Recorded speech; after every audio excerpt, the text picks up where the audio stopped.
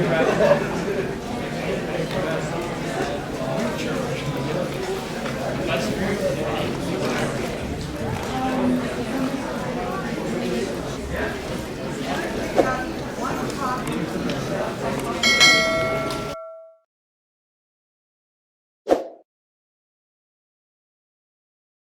Friends, പുതിയൊരു വീഡിയോയിലേക്ക് എല്ലാവർക്കും സ്വാഗതം.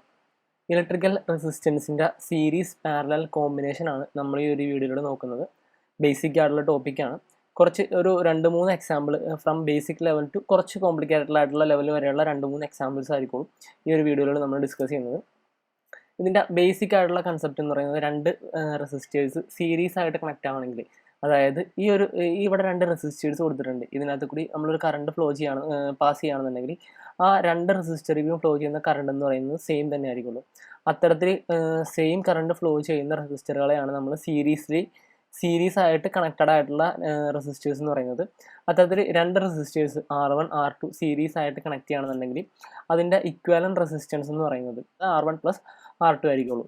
അതുപോലെ തന്നെ പാരലൽ കേസ് നോക്കുകയാണെന്നുണ്ടെങ്കിൽ 2 റെസിസ്റ്റൻസ് പാരലൽ ആവുന്നത് ഒരു കറണ്ട് ഈ ഒരു പോയിന്റിൽ നിന്ന് നമ്മളൊരു കറണ്ട് ഡെലിവർ ചെയ്യുകയാണെന്നുണ്ടെങ്കിൽ ഈ ഒരു നോഡിൽ വെച്ചിട്ട് ആ കറണ്ട് സ്പ്ലിറ്റ് ആയിട്ടായിരിക്കുള്ളൂ ഈ ഒരു 2 സർക്യൂട്ടിൽ കൂടി ഫ്ലോ ചെയ്യുന്നത്.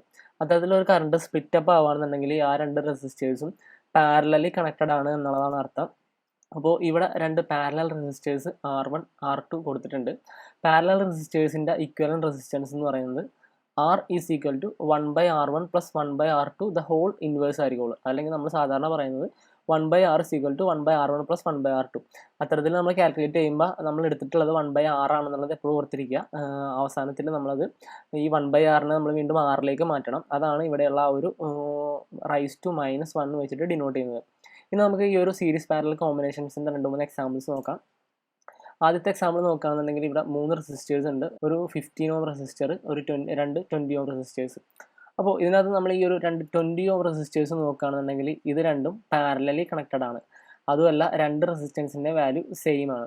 ഈ ഒരു പാരലൽ കണക്ഷനിൽ നമ്മൾ ആ റെസിസ്റ്റൻസിൻ്റെ ഇക്വലന്റ് റെസിസ്റ്റൻസ് കണ്ടുപിടിക്കുന്നത് ഇപ്പോൾ നമ്മൾ നോക്കിയായിരുന്നു 1/20 + 1/20 whole inverse which is equal to 10. അതുപോലെ തന്നെ നമുക്കൊരു ഷോർട്ട് കട്ട് മെത്തേഡാണ്. 2 റെസിസ്റ്റേഴ്സ് സെയിം വാല്യൂ ഉള്ള 2 റെസിസ്റ്റേഴ്സ് ആണ് പാരലലി കണക്റ്റഡ് ആണെന്നുണ്ടെങ്കിൽ അതിൻ്റെ ഇക്വലന്റ് റെസിസ്റ്റൻസ് എന്ന് പറയുന്നത് ഒരു റെസിസ്റ്റൻസ് വാല്യൂവിൻ്റെ പകുതി ആയിരിക്കുള്ളൂ.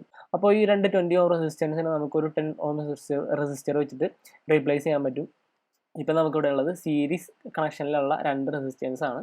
അപ്പോൾ അതിൻ്റെ ഇക്വലന്റ് റെസിസ്റ്റൻസ് എന്ന് പറയുന്നത് R1 + R2. ഈ കേസിൽ 15 + 10 is equal to 25 ഓംസ് ആണ്. രണ്ടാമത്തെ എക്സാമ്പിൾ നോക്കാം. ഈ ഒരു ഇതിനകത്തും ആദ്യത്തെ ഈ ഒരു 3 റെസിസ്റ്റർ നമ്മൾ പറഞ്ഞ പോലെ തന്നെ പാരലലി കണക്റ്റഡ് ആണ്. അതിൽ തന്നെ നമ്മൾ പറഞ്ഞ ഷോർട്ട് കട്ട് മെത്തേഡ് അപ്ലൈ ചെയ്യാൻ പറ്റുന്നതാണ് ഈ 2 റെസിസ്റ്റർ എന്ന് പറയുന്നത്. ഇതിനകത്തുള്ള 2 40 ഓം റെസിസ്റ്റർ ഉണ്ട്. അപ്പോൾ അതിൻ്റെ വാല്യൂ എന്ന് പറയുന്നത് നമുക്ക് ഡയറക്റ്റ് ആയിട്ട് അറിയാം. ഇപ്പോൾ കാൽക്കുലേറ്റ് ചെയ്ത് നോക്കേണ്ട ആവശ്യമില്ല. അതിൻ്റെ വാല്യൂ എന്ന് പറയുന്നത് 20 ഓംസ് ആയിരിക്കുള്ളൂ. ഒരെണ്ണത്തിൻ്റെ പകുതി, 40യുടെ പകുതി എന്ന് പറയുന്നത് 20 ഓംസ് ആയിരിക്കുള്ളൂ. സോ ആ 2 40 ഓം റെസിസ്റ്ററിനെ നമുക്ക് ഒരൊറ്റ 20 ഓം റെസിസ്റ്റർ വെച്ചിട്ട് റീപ്ലേസ് ചെയ്യാൻ പറ്റും. ഇപ്പോൾ ഈ 2 20 ഓം റെസിസ്റ്റർ നോക്കുകയാണെന്നുണ്ടെങ്കിൽ അത് അല്ലാണ്. അപ്പോൾ അതിനെ നമുക്കൊരു 10 ഓം റെസിസ്റ്റർ വെച്ചിട്ട് റീപ്ലേസ് ചെയ്യാം.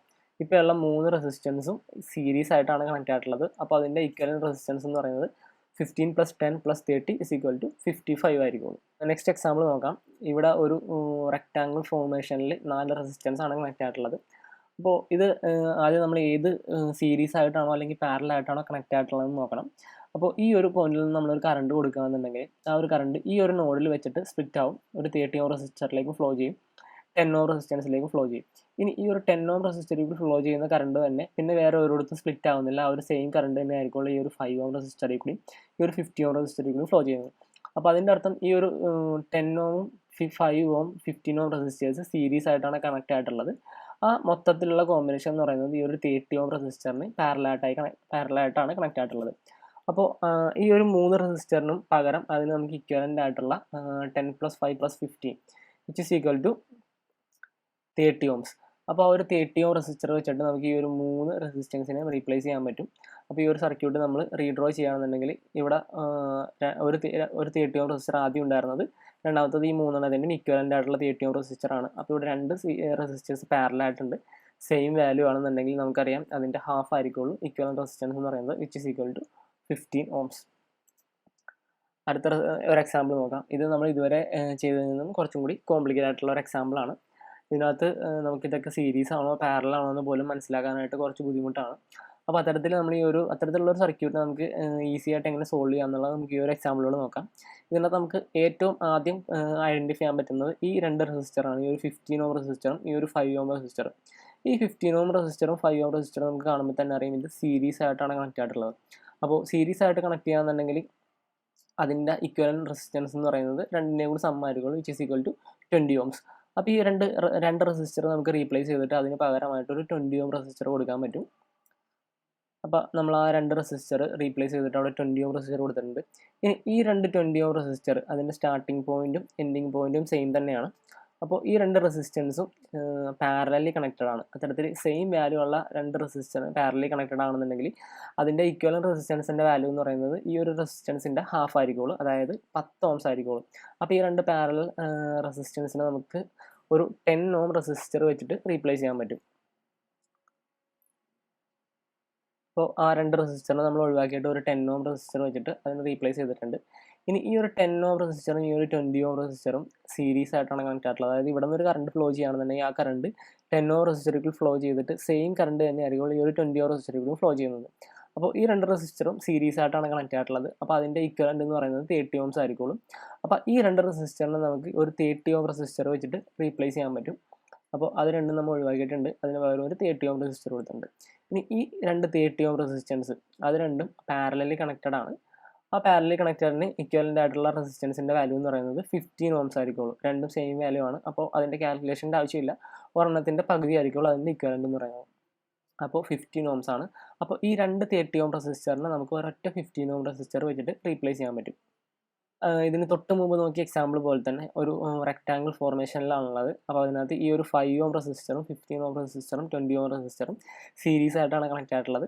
അത്തരത്തിൽ സീരീസ് ആയിട്ടുള്ള റെസിസ്റ്റേഴ്സിൻ്റെ ഇക്വലൻ്റ് റെസിസ്റ്റൻസ് കണ്ടുപിടിക്കാനായിട്ട് നമുക്ക് ജസ്റ്റ് ആഡ് ചെയ്താൽ മതി. അപ്പോൾ അതിൻ്റെ വാല്യൂ എന്ന് പറയുന്നത് 40 ഓംസ് ആയിരിക്കുള്ളൂ.